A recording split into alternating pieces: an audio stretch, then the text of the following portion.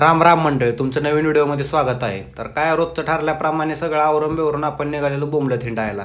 बोंबलत हिंडाय म्हणजे काय, गेलो तू खरेदी करायला जरा. रोजच काय ना काय चालू आहे. आज शेटला जरा खरेदी करायची होती, म्हणलं चला डायरेक्ट आलो आपण जुडिओला फातेमानगरच्या. तिथं शेटनं घेतली चप्पल. मग काय तिथनं राम ठोकून जुडिओला निघालो पुढं डायरेक्ट स्वारगेटला. तर स्वारगेटला गेलो म्हणजे काय, तिथं शेटला आपल्याला शर्ट घ्यायचं होतं खरं मलाच.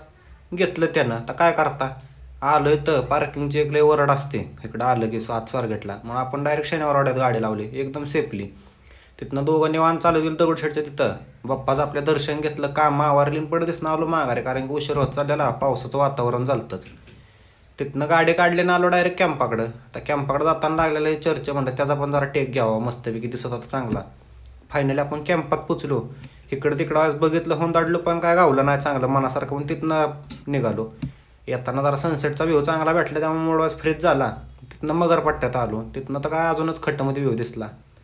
फायनली तिथनं सटाकलो की निघालो डायरेक्ट आता मगरपट्ट्यात आत. का तर डायरेक्ट आलो PVC काढा आपल्या धन्नोचे, कारण की PVC कालच संपलेली, म्हणलं आज PVC काढून घ्यावे.